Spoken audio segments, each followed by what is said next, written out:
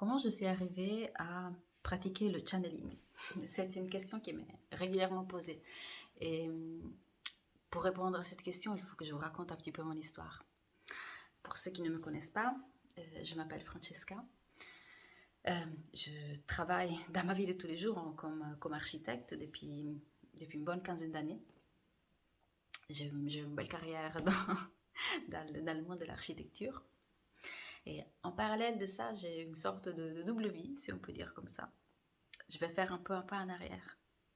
Je vais vous raconter quand tout a commencé, c'est-à-dire en 2014, quand j'ai commencé à avoir envie de participer à des méditations, de me retrouver dans un groupe de méditation guidée, parce que je n'arrivais pas à méditer toute seule. J'avais vraiment envie de faire partie d'un groupe. Puis c'est là que j'ai connu les voies de l'intuition d'Isabelle Muller, qui ensuite est devenue ma grande amie. Elle organisait des méditations guidées et elle organisait des ateliers d'écriture intuitive que je ne connaissais pas.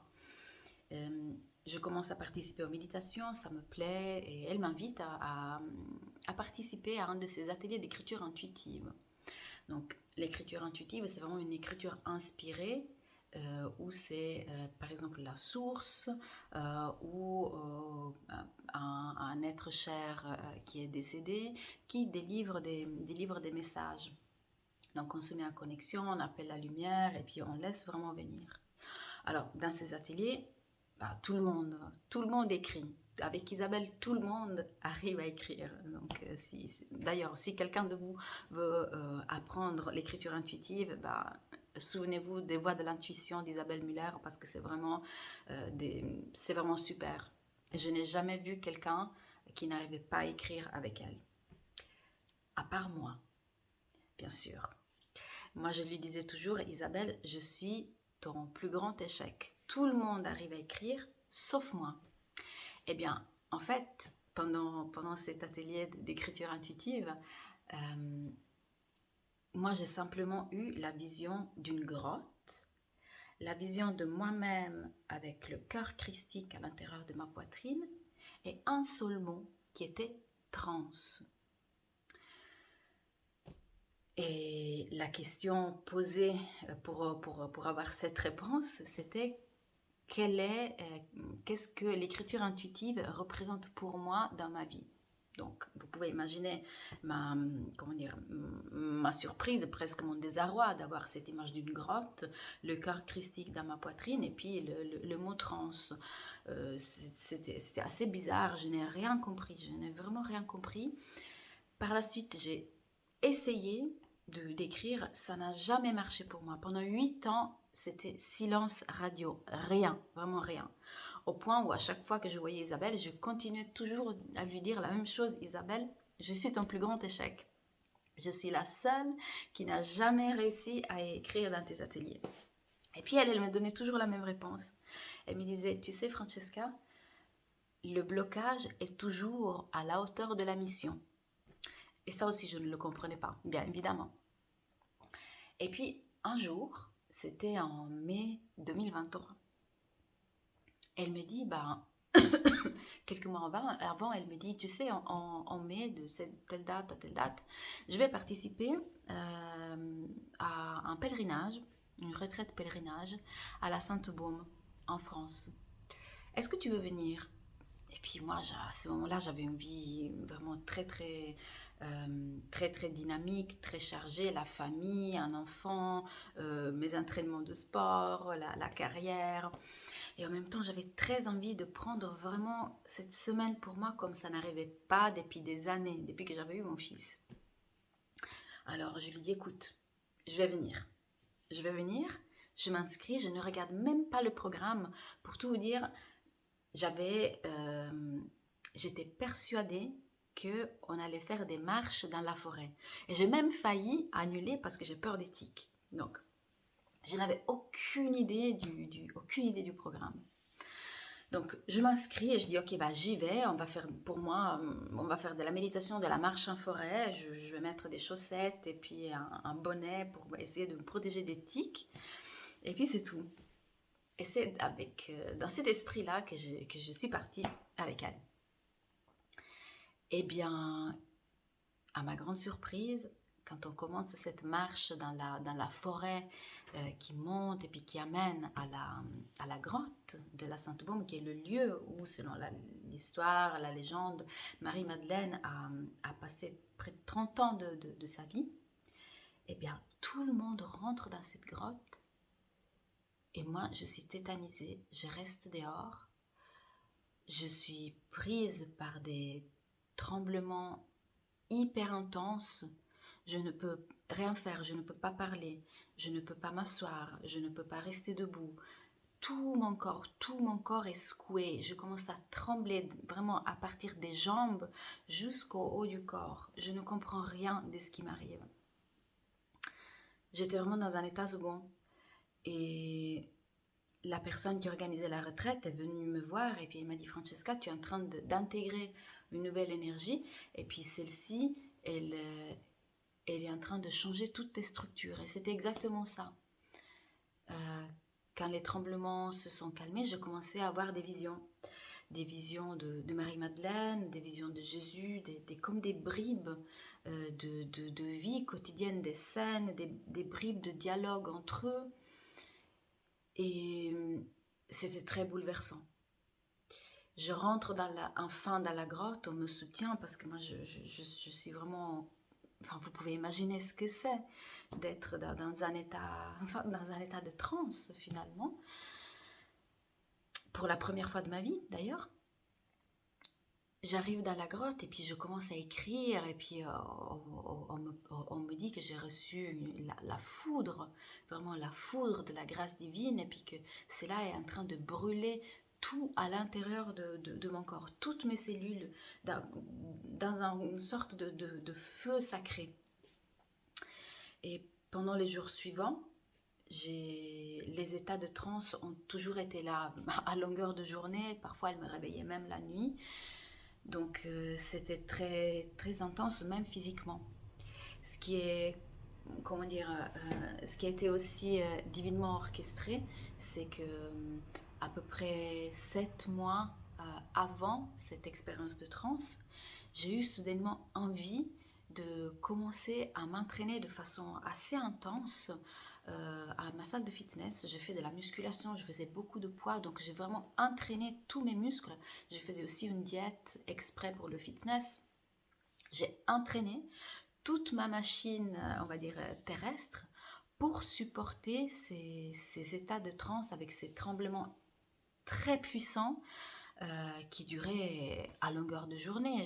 J'étais en transe 30 minutes, 1 heure, je revenais, après ça s'est représenté, après je marchais en bout toujours dans ces lieux de vie de Marie-Madeleine, et puis je tombais complètement, je perdais connaissance, je tombais par terre.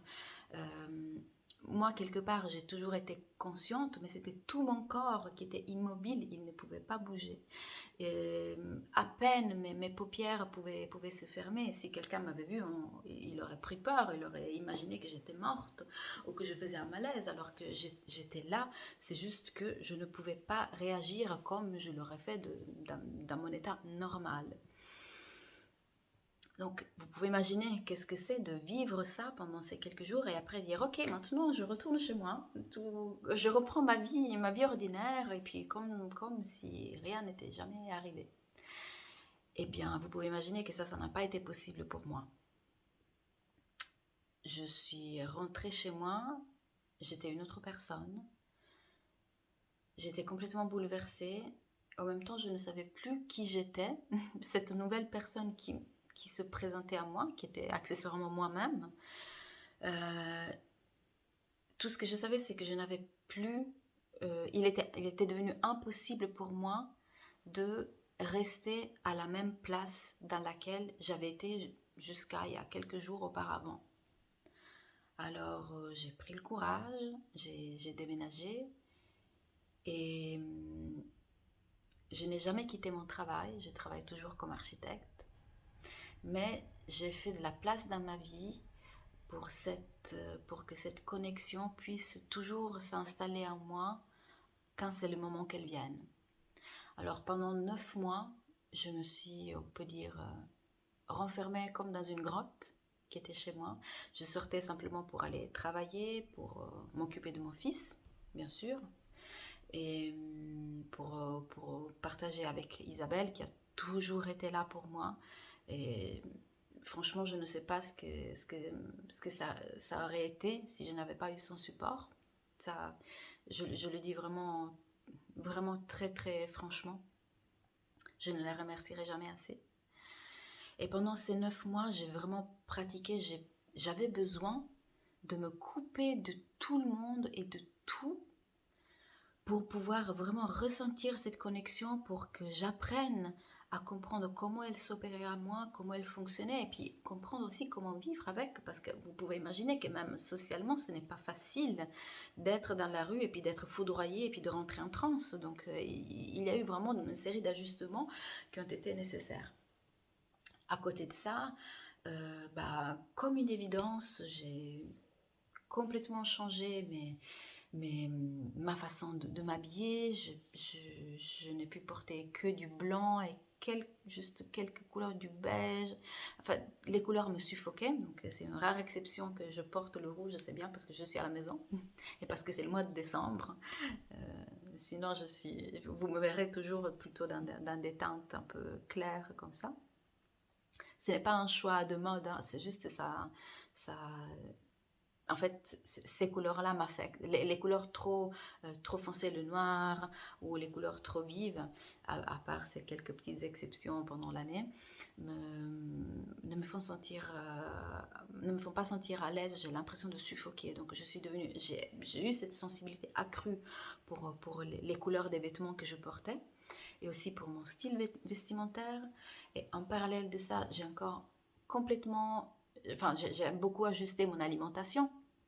C'est-à-dire, je n'ai plus réussi à toucher la viande de tout genre, même le poisson. Même ma façon de cuisiner, de préparer les aliments est devenue beaucoup plus essentielle. Les produits que j'ai commencé à acheter ont changé. Tout a été réorganisé à l'intérieur de moi. Et voilà, c'est comme ça que j'ai commencé à vivre cette nouvelle vie en apprenant à vivre et à cohabiter avec le channeling, avec cette énergie mariale qui me traverse. Et cela peut arriver un peu dans n'importe quelle situation finalement. Ça peut être déclenché par des facteurs, c'est déclenché en général par des facteurs extérieurs que je ne maîtrise pas, parce que je ne les connais pas à l'avance. Ça peut être un lieu, ça peut être une personne, ça peut être la voix d'une personne, ça peut être la photo d'un lieu, ça peut être un objet, ça peut être des sons. Alors, ce qui a changé maintenant, c'est que maintenant, je sens quand ça vient, parce que ça part toujours dans les jambes.